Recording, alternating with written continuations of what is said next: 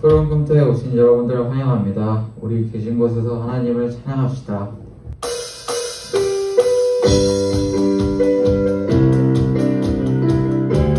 여러분, 예수님은 우리의 소망되어 계십니다. 뿐만 아니라 온 열방에 소망되어 계십니다. 우리 소망되시는 주님의 이름을 함께 찬양하며 나아가겠습니다. 이렇게 고백합니다. 예수 열방의 소망.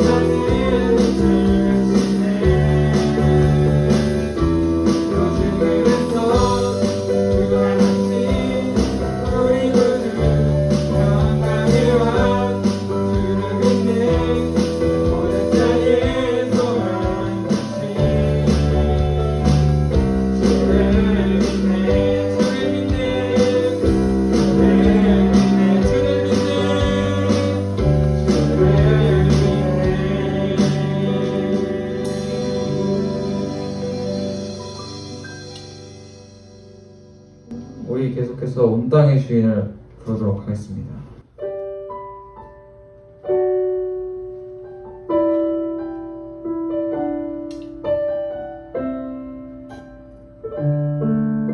우리 이렇게 함께 고백합니다. 고백합니다. 온 땅에 주인 되신 주님이 내 이름 아시며 상한 맘 돌보네.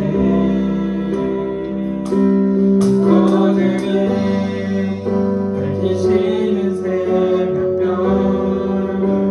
환하는 내 맘 주의 길 비추시네. 나로 인함이 아니 주가 행하신 일로 나의 행함이 아니 오직 주로 인하여 나를 우릴 피한 당신은 이름 없는 꽃과 같네. 나의 이름하로 안개와 같지만 주님 나를 붙드시고 부르짖은 들으시며 날 위하나 하시네. 2절 고백합니다. 주님이 나의 죄를 보시고 사랑의 은혜로 날 일으키시네. 나를 담담하게 하시는 내 영혼의 복을 고요케 하시네. 나로 인함이 아니 주가 행하신 일로 나의 행함이 아니 오직 주로 인하여 나를 우릴 피한 당신은 이름 없는 꽃과 같네. 나의 이름하로 안개와 같지만 주님 나를 붙드시고 부르짖음 들으시며 날 위하나 하시네. 나는 오늘 피었다니 나는 오늘 피었다지는 이름 없는 꽃과 같네. 나의 이름하로 안개와 같지만 주님 나를 붙드시고 부르짖음 들으시며 날 위하나 하시네. 여러분 우리 계신 곳에서 함께 눈을 감고 기도하겠습니다. 여러분 열방에 소망되시는 그 주님께서 오늘 우리를 주목하고 계십니다. 시간 함께 기도하실 때 하나님 영상으로 드리는 예배이지만 하나님 나의 마음 가운데 함께하여 주시옵시고 우리가 찬양으로 고백한 것과 같이 열방에 소망되시는 주님이 오늘 나의 소망 내려 주시옵소서. 우리 그렇게 함께 기도하며 예배를 준비하겠습니다. 함께 기도합니다.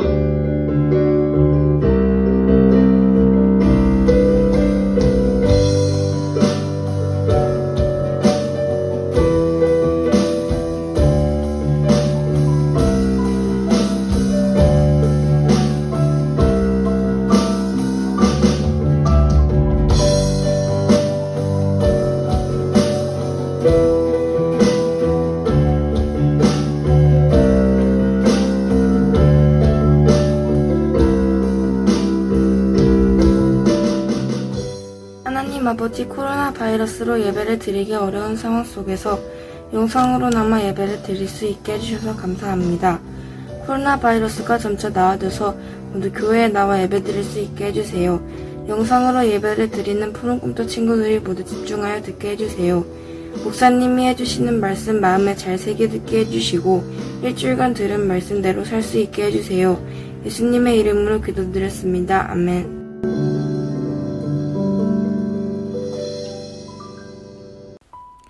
함께 사도신경으로 우리의 신앙을 고백하겠습니다. 나는 전능하신 아버지 하나님, 천지의 창조주를 믿습니다. 나는 그의 유일하신 아들, 우리 주 예수 그리스도를 믿습니다. 그는 성령으로 잉태되어 동정녀 마리아에게서 나시고 본디오 빌라도에게 고난을 받아 십자가에 못 박혀 죽으시고 장사된 지 사흘 만에 죽은 자 가운데서 다시 살아나셨으며 하늘에 오르시어 전능하신 아버지 하나님 우편에 앉아 계시다가 거기로부터 살아있는 자와 죽은 자를 심판하러 오십니다. 나는 성령을 믿으며 거룩한 공교회와 성도의 교제와 죄를 용서받는 것과 몸의 부활과 영생을 믿습니다. 아멘.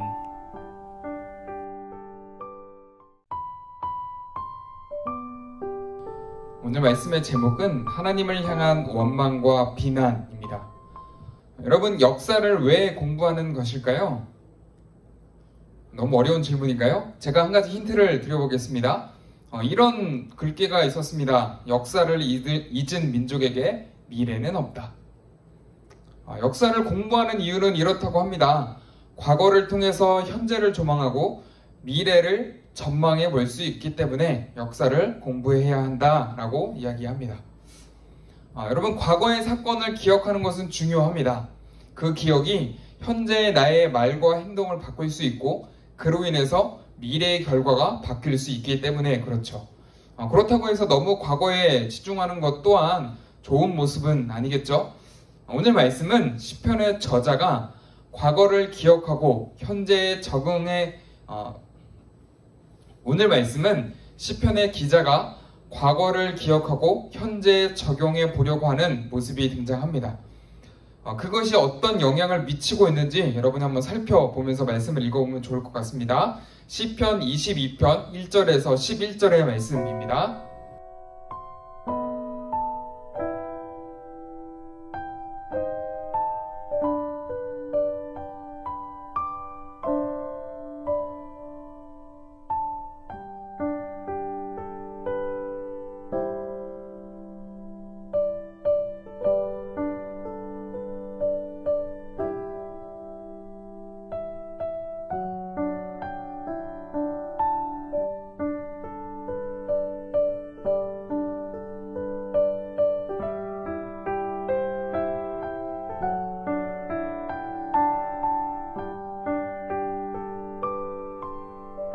시편 22편은 다윗이 지은 시로 알려져 있습니다. 특히나 다윗이 왕이 되기 전에 사울 왕에게 쫓기면서 죽음의 위기를 겨우겨우 넘기고 있을 그 시기로 추정이 되죠. 오늘 말씀의 제목처럼 하나님을 향한 원망과 비난의 내용이 담겨져 있습니다. 1절, 2절을 다시 한번 읽어보면 이렇습니다.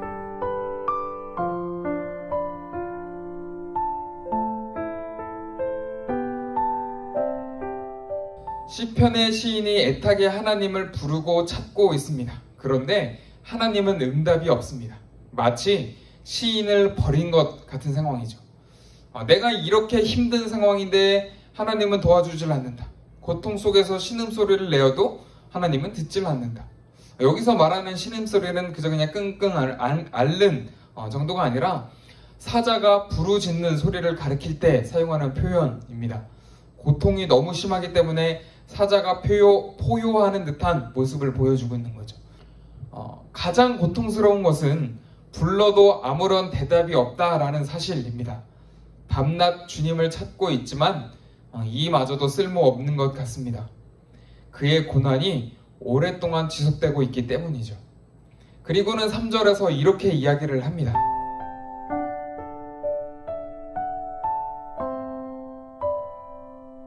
그러나 당신은 거룩합니다. 갑자기 생뚱맞게 이게 무슨 말일까요?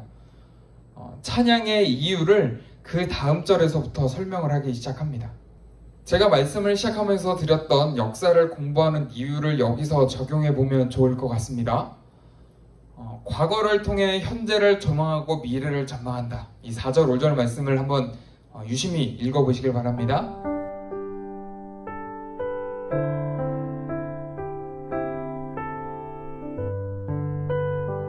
시인의 조상들이 하나님을 의지하고 하나님을 찾았더니 고통에서 건져주시고 수치와 아픔을 당하지 않게 해주셨습니다.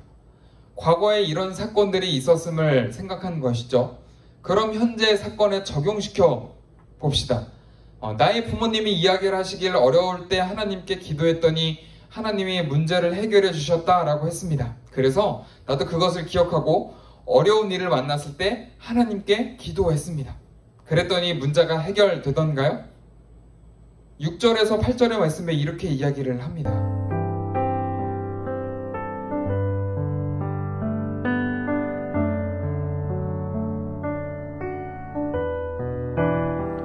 나의 조상들이 그랬던 것처럼, 나의 부모님이 그러셨던 것처럼 어려움을 만났을 때 하나님께 기도하고 하나님을 찾았습니다.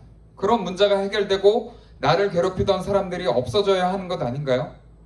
오히려 사람들이 나를 비웃습니다. 심지어 기도하면 하나님이 건져주실 거라고 조롱하기까지만 합니다. 조롱하기까지 하죠. 여러분, 이쯤 되면 하나님을 원망하고 비난할 뿐만 아니라 하나님을 안 믿는 게 더 나을 것 같습니다. 가만히 있으면 중간이라도 가는데 효과가 없다 못해 더 안 좋은 상황을 만들게 되니까. 그렇죠? 하나님은 정말로 이 시편의 시인을 버리신 걸까요? 여러분, 우리도 기도하면 상황이 좋아지기보다는 딱히 달라지는 게 없는 것 같은데, 그러면 하나님은 우리도 버리신 걸까요? 이 말씀을 읽으며 우리는 무엇을 기억해야 할까요? 9절에서 10절의 말씀을 읽고 이 말씀을 정리해 보겠습니다.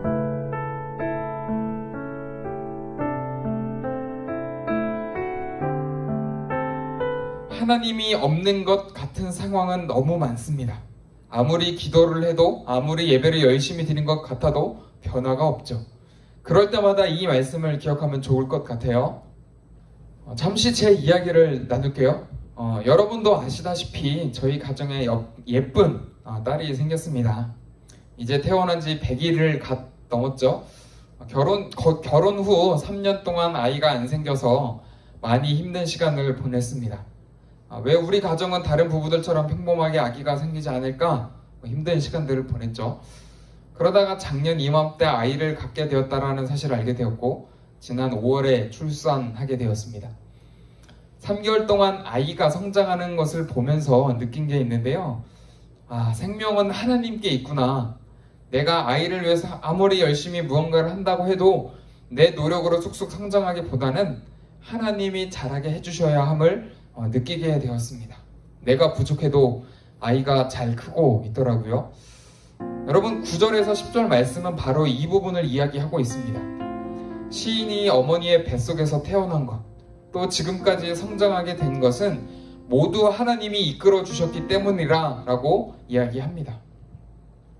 지금 당장의 상황이 너무 힘들고 어렵지만, 그래서 하나님이 나의 삶에 기도를 안 들어주신다라고 생각할 수도 있지만, 사실 하나님은 내가 이 세상에 태어나기도 전에 엄마의 뱃속에 있을 때부터 나와 함께하고 계셨습니다. 지금 당장 내가 원하는 대로 상황을 바꿔주지 않는다라고 해서 하나님이 계시지 않다고 말할 수 없다라는 것이죠. 여러분은 어떤 상황에서 기도를 많이 하시나요? 제가 여러분 나이대를 생각해 보면 보통 시험을 앞두고, 혹은 친구와의 관계가 틀어졌을 때, 혹은 사고 싶은 게 있는데 돈이 없을 때, 잘 생각해 보면 아마도 나의 소원을 이루고 싶어서 기도를 많이 했던 것 같습니다. 그리고는 그 소원이 이루어지지 않으면 하나님이 내 기도를 듣지 않는다라고 불평을 했죠. 여러분, 저와 같은 생각이 들 때마다, 저와 같은 상황이 생길 때마다 기억해 주시길 바랍니다. 하나님이 내 기도를 안 듣는 게 아니라, 나와 함께하지 않는 게 아니라, 내가 태어나기 전부터 나와 함께 하셨음을, 지금 당장 나의 소원이 이루어지지 않는 것과 상관없이 하나님을 기억하고 찬양하는 게 나의 역할임을 기억해야 합니다. 여러분, 이 사실을 기억하시면서 우리 말씀 붙잡고 잠시 기도하도록 하겠습니다. 이 시간에 함께 기도하실 때, 여러분, 하나님은 내가 태어나기 전부터 나와 함께 하셨습니다. 지금 당장 내가 기도했을 때 어떤 변화가 없다라고 해서 여러분, 우리가 하나님을 원망하고 또 좌절하고 하나님을 비난할 필요가 없다라는 것이죠. 이 시간에 같이 한번 기도하실 때, 하나님, 제가 혹 이 시편의 고백처럼 하나님을 원망하고 비난했던 모습들이 있다면 이 시간에 회개합니다. 그리고 내가 날마다 나와 함께 하시는 하나님을 기억하며 살아갈 수 있도록 하나님 나와 함께 하여 주시옵소서. 우리 시간에 같이 한번 기도하도록 하겠습니다. 기도합니다.